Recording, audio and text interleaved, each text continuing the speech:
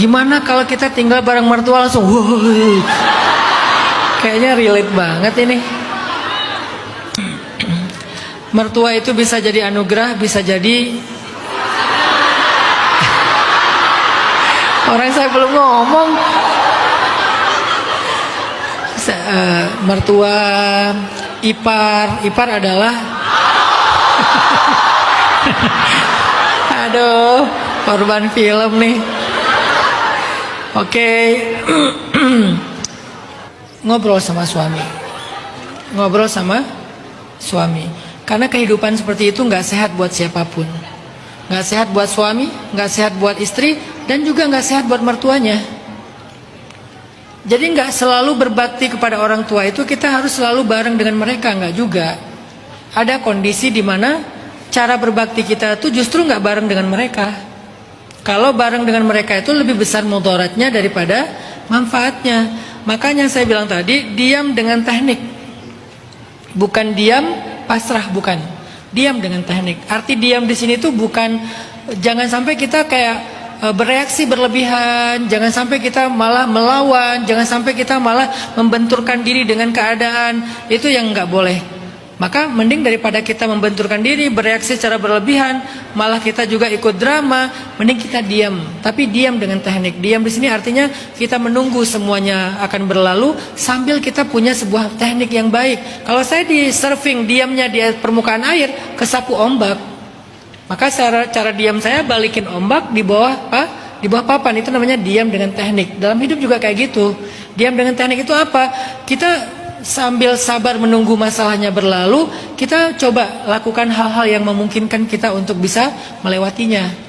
Apa misalnya tadi, kayaknya perlu komunikasi lebih intens lagi dengan suami, lebih deep lagi, lebih heart to heart lagi dengan suami. Ajak dia untuk berpikir, ajak dia untuk membuka pemahaman dia. Jangan-jangan dia terpaku dengan sebuah doktrin, kalau dia keluar rumah ibunya nggak ridho, dia durhaka.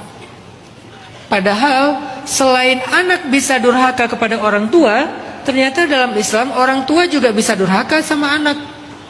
Kenapa jarang kita dengar Ustaz kajian seperti itu? Karena yang ngasih kajian biasanya orang tua. Kan nggak mungkin ngomongin diri sendiri, nggak bercanda. Jadi bisa jadi orang yang durhaka itu bukan cuma anak, orang tua bisa durhaka loh sama anak. Kata Umar bin Khattab, ada 3 alasan orang tua durhaka kepada anak. 1, tidak mencarikan ibu atau ayah yang baik, yang soleh untuk anaknya. Artinya nggak mencari pasangan yang soleh untuk jadi ibu ataupun ayah bagi anak kita. Itu durhaka tuh. Ibu nggak pernah sholat, ayah nggak pernah sholat, ibu dan ayah nggak bisa ngaji dan nggak mau belajar, ibu dan ayah banyak berbuat dosa dan maksiat, dan nanti dia akan menjadi orang tua yang mencontohkan yang buruk-buruk buat anaknya. Berarti dia, si ayah atau ibu ini yang menemukan pasangan kayak gitu cuman karena nafsu dan ngeklik aja, nggak mikirin anak, dia durhaka sama anak sejak awal. Kedua, memanggil anak dengan panggilan yang buruk, termasuk menggibahinya, memfitnahnya, menjelek-jelekannya, menghinanya, mencelanya, itu juga durhaka. Yang ketiga, tidak memberikan nafkah dari harta yang halal, rezeki yang halal, itu juga durhaka. Ternyata ibu ini kan suka membicarakan aib-aib anaknya atau bahkan cenderung memfitnah, bukan cuma menggibah. Berarti kan kalau kita tinggal di situ, maka ibu ini akan terus durhaka kepada anaknya. Tapi kan kalau kita nggak tinggal, bisa aja dia tetap membicarakan. Ya sekurang-kurangnya nggak ada trigger yang membuat dia bete setiap hari. Mengurangi potensi dia untuk membicarakan itu. Lama-lama dia akhirnya ya udahlah, capek juga ngebicarain orang yang nggak ada, ganti tema aja, ganti topik aja, bicarain tetangga kek atau apa. Enggak ya, sama aja. Jadi maksudnya kita jangan jadi trigger dia untuk berbuat dosa. Jadi menurut saya, mereka nggak tinggal serumah itu lebih maslahat daripada mereka tinggal serumah. Sambil tetap perhatian, memberikan apa yang menjadi haknya, kewajiban kita, berbakti kepada dia, tapi nggak harus tinggal satu rumah. Dan itu perlu diskusi sama suami dengan diskusi yang panjang. Karena saya memandang sebagian besar dari masalah rumah tangga itu adalah karena buruknya komunikasi. Kalau kita bisa membangun sebuah pola komunikasi yang sehat, yang baik, yang nggak baperan, harusnya sebagian besar masalah rumah tangga itu nggak perlu menjadi sesuatu yang besar. Udah selesai sejak awal. Tapi karena kita tidak baik dalam berkomunikasi, Suaminya tidak memberikan kesempatan istrinya menjelaskan isi hatinya, versinya. Istrinya juga mungkin gak mau mendengar suaminya atau apapun itu. Yang jelas komunikasinya tuh bottleneck di antara mereka. Ada yang mislink di antara mereka. Jadi perbaiki komunikasi dengan pasangan. Yang kedua, untuk para mertua di seluruh Indonesia.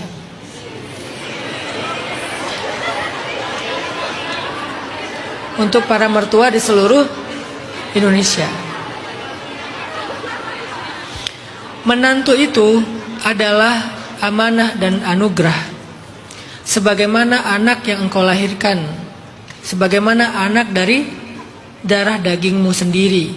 Maka ketika Allah menitipkannya dalam kehidupanmu, dia adalah titipan dan amanah dari Allah Subhanahu wa taala. Jaga dia, Allah akan jaga kamu.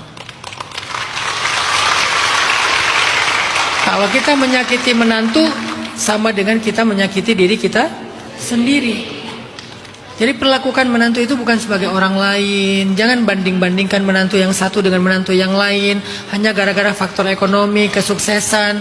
Jangan. Saya sering banget menemukan, ini udah sih quote ya. Saya sering banget menemukan ya, orang yang paling sering di dalam keluarga itu diremehkan, di masa tua dialah yang ngerawat ibunya. Sering loh kayak gitu. Ada orang yang nggak bijak, ada orang tua yang nggak bijak, kadang-kadang membanding-bandingkan anak-anaknya ya. Kamu harusnya kayak adik kamu itu begini, adik kamu itu begitu, disebutin prestasi-prestasinya, kesuksesannya, apalagi mungkin nasib baiknya dia menikah dengan seseorang yang udah sukses segala macam, dibanding-bandingin aja, dan kelihatan banget kalau pas lagi mudik lebaran. Padahal selama ini yang ngurus dia bukan anak yang dia banggakan.